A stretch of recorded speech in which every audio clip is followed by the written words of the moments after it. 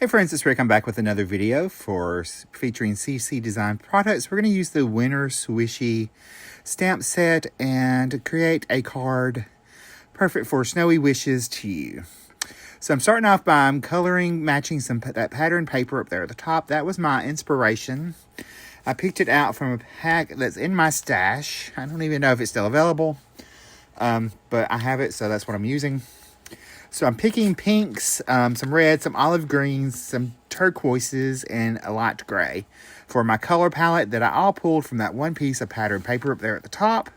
Oh, and the golden yellow, I forgot that. So we're going to go ahead and I'm coloring as normal. I started out with my bright pink blend, tri-blend marker. And I started out with the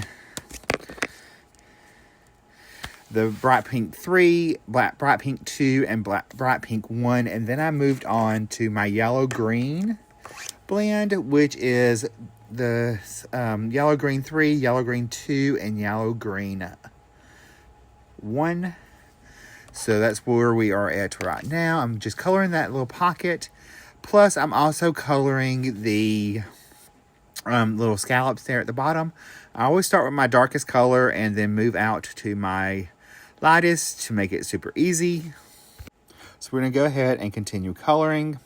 Just filling in with that lightest color, that YG3, or 1, I'm sorry.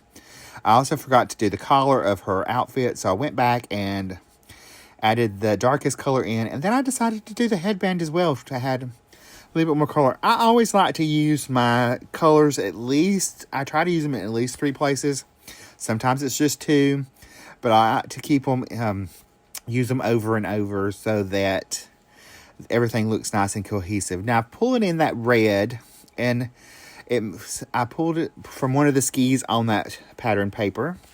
So I'm just adding that into the dark, to her little outfit. I did the bottom part of her little skirt and the top part of her shirt. I don't even know. It might be a shirt. I don't know. Anyway, we're going to fill that in. Those little ruffles underneath, or pleats of her. I'm thinking it's a skirt or on top of a skirt. We're going with that. So I'm going to fill those in with those dark red colors. And that was dark red 4, dark red 3, and dark red 1. Now I'm coming in with my green turquoise. And I started off with the green turquoise 3. I'm blending out with the 2. And the lightest color is the green turquoise 1. And I did the other parts of her skirt.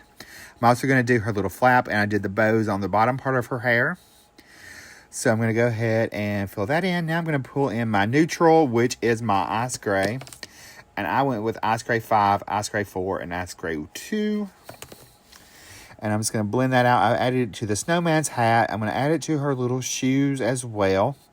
Neutrals, I think you can get away with those, adding those in anywhere, whatever you consider a neutral: brown, grays, blacks, whites, navy blue. Some people think blue is a neutral, so hey, whatever floats your boat, baby. Do what you need to do. What you do. Use your neutrals into your color palette. That makes everything nice and cohesive, and it makes it feel like your card.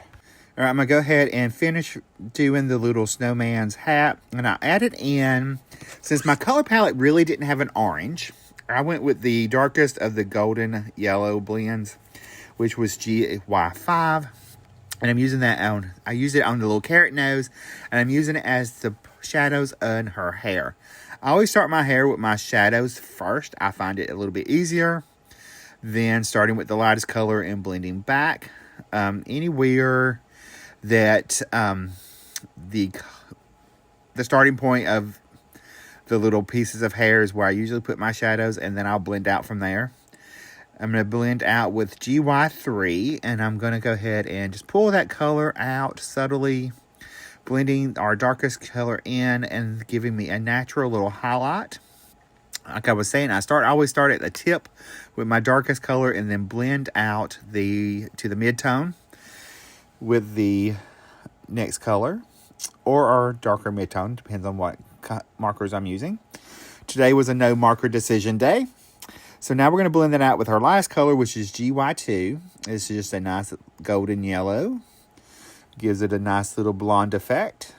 So we're just going to blend that out and add in our little natural little highlight there with our color, making this super easy. And you can see that everything matches our inspiration pattern paper over there for our color palette. Now I'm going to color her skin. I'm coming in with my tan color first. And I'm using the medium tan, which is the TN2 and TN1 as my shadow colors. And then I'm going to come back in with my fair skin color, which is fair skin. We're using the 2 right now. It's tan 2. Now I'm going to come in over that with my fair skin 8, which is the darkest color in this marker. I'm going to add those, blend those shadows out a little bit more. It gives it just a little bit something extra underneath that. Now I'm going to come in with the fair skin 7 and blend that out. I think my marker is getting to where it needs to be replaced. So it seems to be a little bit dry. I'm sure I could find a re-inker for it somewhere, but I already bought some replacements for them. So I'm going to continue on and just blend that out with the lightest color, which is the fair skin 6. And just give her face a natural little highlight. I did my shadows around the edge because she was facing forward. I added in a little pink to her cheek and blended that out actually with the fair skin 8. Now I've got this scrap piece of paper. I'm going to add a snow, and I don't do like I just did. I went in too heavy on that snow mound. I wanted to go in light, and I missed my paper. So at that point, it was just fair game, and I had to go with it. So that's what I wanted to do. Just the subtle little pink color on the outside. That's what I wanted to do with that snow.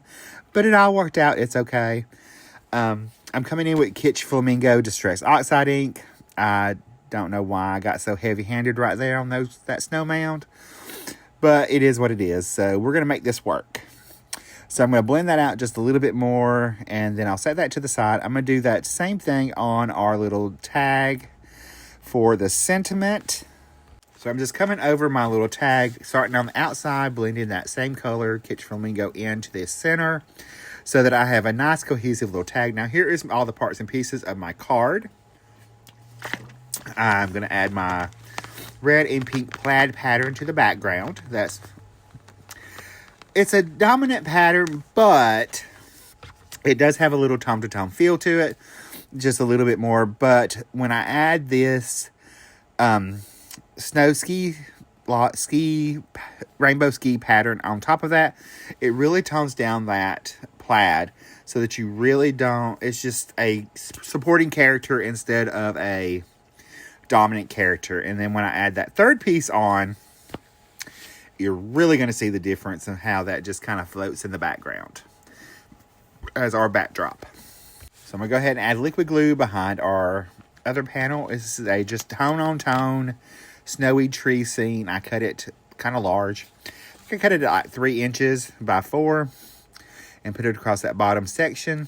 So I'm going to add this piece of the plaid pattern I had extra to the inside of the card so that you have a nice cohesive card going on. Now for a little extra, I'm going to take some gold liquid sparkle, and I'm going to flick on in the background to have a little sparkly snow back in the background. I just took a paintbrush and flicked it on, and then I will take and move that to the side, let that dry, and I'm going to pull in my stamp positioning tool, and I'm going to go ahead and figure out the sentiment I'm going to use. And to do that, I just hold up the stamps on the sheet of acetate and just figure out which stamp I want to fit in there, or which stamp will fit in there. I chose the Snowy Wishes to You. I'm going to ink that up with VersaFine Nocturne Black ink and set that to the side. Let that dry a little bit, and then I'm going to flip this over, and I'm going to add some foam tape behind to pop it up. So I'm just going to add some thin foam tape behind our focal image. I'm going to add 2 pieces back there. So we're going to take and add our next little piece. But what I'm going to do is I'm going to treat the sentiment and the focal panel as one piece. So I'm going to take and figure out where I want that sentiment go. Add that extra little strip of tape on there. And it's the same thickness, so everything's good. I needed to move it over just a little bit and trim off a little bit because it was kind of peeking through. So I did that off screen, and then I'm going to take liquid glue, and I'm going to attach our sentiment to our focal panel. Now I can treat this all as one piece and move it all at one time and attach it so everything's nice and lined up, and I don't have to worry about spacing because I've already kind of done it for me. So I'm going to take and add our focal panel onto our card front. I'm going to come in and add some gel pen highlights. I'm going to brighten up her little eyes, add some to her hair, and we're going to add the little stripes into her little pocket. It's a plaid. I chose to just do just little lines white. The other card I did a few weeks ago, or a couple weeks ago, on for the Instagram hop, I used the same image, but I used the white gel pen for her total plaid in her pocket. I'm going around those stitch marks on that little label and just highlighted them in white because I thought they didn't stand out enough to me. So I wanted to go ahead and make them stand out. I'm going to go ahead and add a few more little highlights, and then we're going to add some snow onto our image. So we're going to go ahead and finish up our little highlighting, add a couple up there in her little hair, her little bows, and a little on her face. Now I'm going to come in and add snow to the background. Anytime you add snow with your gel pen, you're going to want to go over your stamped image as well, because when snow falls in front of you, a person, it falls in front of you, and you in a photo it covers, you can see it falling in front of your face. So you want to do that, it's the same thing on your stamped images, so that it looks like a real snowfall coming down. I know, you just spent all that work coloring, but you've got to do it. It's a little bit of polka dotty snow. It's not going to hurt anything over your stamped image. You don't even really notice it besides you're up close and you're like, oh, it looks like a real snowfall. And I even have some splatter on her from that. I think you can kind of see it in the video. I'm going to add a trio of some clay hearts and some coordinating colors. I'm going to add 3 over on our right-hand side of our card. And I added a white, a red, and a pink. And I strategically placed those where they would stand out more. I'm trying to decide here if I wanted to do a trio at the bottom, and I did. So I'm going to add 2 more in those same colors right along the bottom of for our next little trio of hearts embellishments. And that's it, my friends. Here is a look at our card. Here's a closer look at the card. You can see all that beautiful snow. I'm going to open it up, let you look at the inside where we added that pad of paper. I'll see you in the next video. Bye, guys. Stay crafty. Love you.